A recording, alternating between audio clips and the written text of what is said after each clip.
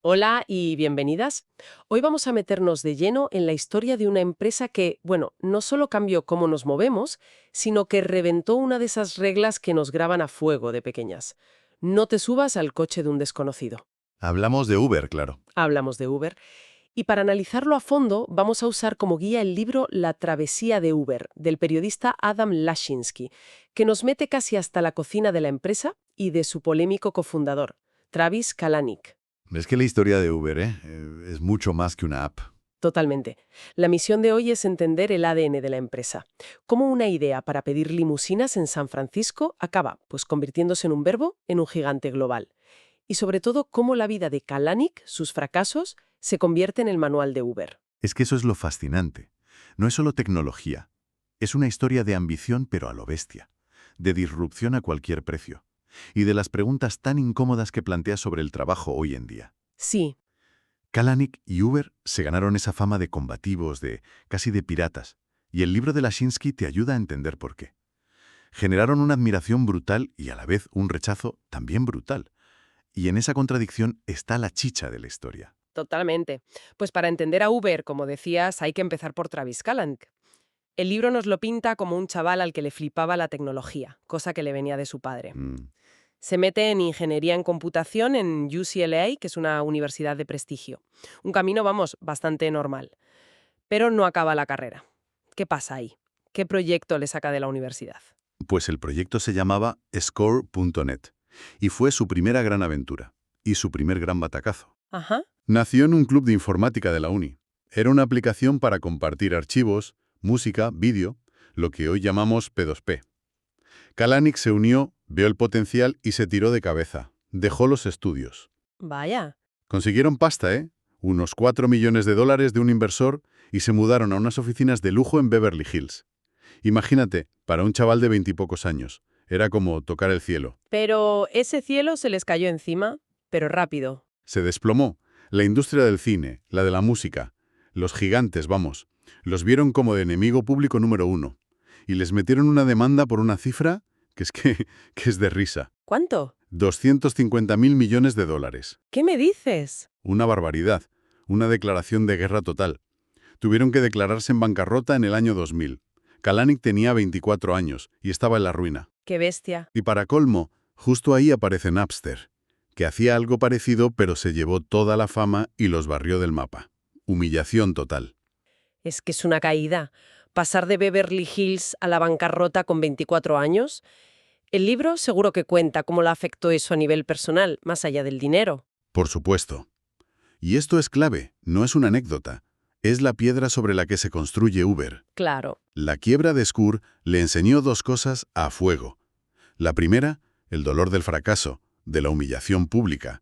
Pero la segunda, y esta es la que define a Uber, fue una lección de estrategia. Nunca te pegues con una industria gigante en su campo, en los tribunales, si no tienes un ejército. O sea, ¿aprendió a no pelear? No, no. Aprendió a elegir las peleas, a pelear en la calle, no en los juzgados, a ganar a la opinión pública antes de que los abogados pudieran pararle. Y esa táctica la usó una y otra vez. Vendida por las malas, desde luego. Y por lo que cuenta el libro, no tardó en aplicarla, porque después de la quiebra no se quedó quieto. Montó otra empresa, RedSush. Exacto. Y aquí se ve la astucia que nació de esa herida. RedSush usaba una tecnología parecida a la de Scour, de P2P, pero el negocio era justo lo contrario. A ver. En vez de luchar contra las empresas de medios, fue y les tocó a la puerta. Les dijo, oye, sé que mover archivos de vídeo por Internet os cuesta un dineral. Yo tengo la tecnología para que lo hagáis más barato. Comprádmela. O sea, convirtió a sus antiguos verdugos en sus clientes. Hay que tener valor. Totalmente. Imagínate la escena, pero le funcionó. En 2007 le vende RedSush a Akamai, que es un monstruo de Internet, por 19 millones de dólares. De repente el chaval arruinado era millonario. 19 millones. Con eso la mayoría nos retiramos a una playa. Pero conociendo al personaje, dudo que ese fuera su plan. ¿Qué hizo? Todo lo contrario. Se compró una casa en San Francisco y la llamó el Jampad.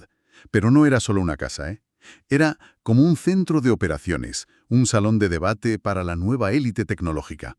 Un punto de encuentro. Eso es, organizaba reuniones, conectaba gente, y él se convirtió en una especie de padrino de nuevas startups. Una estratega con dinero y con la fama de haber sobrevivido al infierno. Y es ahí, en ese ambiente, donde conoce a Garrett Camp. El otro nombre clave. Y en el Jumpad es donde nace la chispa de Uber. Precisamente. Aunque la idea original de hecho fue de Camp, se gastó un pastón en un chofer una noche y pensó, ¿y si pudieras pedir un coche de lujo con un botón? Una idea para un nicho muy pequeño. Pero claro, Kalanick vio otra cosa. Kalanick no vio un servicio de limusinas. Vio la oportunidad de reventar el transporte urbano en todo el planeta. La simbiosis fue perfecta. Camp tenía la idea elegante y Kalanick tenía la ambición y los contactos para hacerla global y sobre todo combativa. Y por lo que cuenta el libro, no perdió ni un segundo. En cuanto Kalanick se mete, la cosa pasa de 0 a 100. En 2009 arranca la empresa. Y se mete al 100%.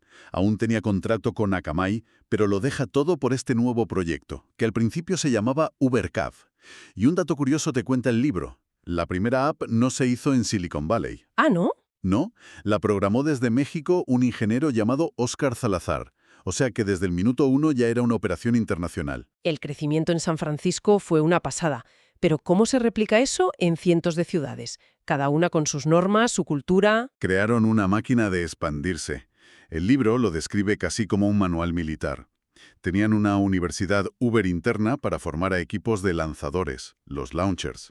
Lanzadores. Suena a película de espías. Casi. Eran equipos de 3 personas que aterrizaban en una ciudad con un maletín y un objetivo: lanzar el servicio en semanas. ¿Y qué hacían? De todo. Una mezcla de marketing de guerrilla, reclutamiento. Primero buscaban conductores, a menudo en empresas de limusinas. Luego creaban la demanda, se iban a conciertos, a eventos y regalaban viajes a influencers para que la gente hablara de ellos. Y todo esto, supongo, sin pedir muchos permisos. Ni uno. La filosofía era pide perdón, no permiso. Lanzaban y cuando el ayuntamiento de turno protestaba, ya tenían una base de usuarios que los defendían. Le creaban un problema político al alcalde. Esa agresividad se convirtió en la cultura de la empresa, ¿no? El libro habla de los famosos 14 valores de Uber. Sí, y eran el reflejo de Kalanick. Valores como super pumped, o sea, estar súper motivado. Toe stepping, que es como pisar los talones, no tener miedo a meterte en el terreno de otro. O always be hustling, estar siempre buscando la jugada. Exacto. Crearon una cultura súper competitiva que fue clave para crecer, pero que también se criticó muchísimo por ser tóxica, por fomentar el todo vale. Y esa mentalidad de guerra la aplicaron a los reguladores y, por supuesto, a la competencia. Pienso en la batalla de China, que el libro debe contarla como una guerra de verdad. Fue su Vietnam. En Estados Unidos la lucha con Lyft fue dura, pero China, eso fue otro nivel. Se enfrentaron a Didi Chuxing, el gigante local. Kalanick se obsesionó con ganar allí. ¿Y qué pasó? Que quemó miles de millones de dólares en una guerra de subsidios. Pagaban a conductores y a pasajeros para usar Uber. Pero su manual no funcionó. Didi tenía mejores contactos, entendía mejor el mercado y tenía más dinero para quemar. Para Kalanick, que odiaba perder, fue una derrota tremenda. Tuvo que rendirse. En 2016 tuvo que tirar la toalla. Vendió el negocio de Uber en China a Didi, a cambio de una parte de la empresa. Mientras pasaba todo esto, se estaba cociendo otra batalla, quizá la más importante y la que sigue hoy, la de los conductores. Exacto. La gran pregunta de Uber. ¿Los conductores son autónomos o empleados? El libro profundiza mucho en esto y menciona un caso que fue un antes y un después. El fallo de un tribunal laboral en Londres. ¿Por qué fue tan importante? Uber siempre dice que los conductores son sus propios jefes, que tienen flexibilidad. Claro, esa es su defensa, pero el Tribunal de Londres la desmontó.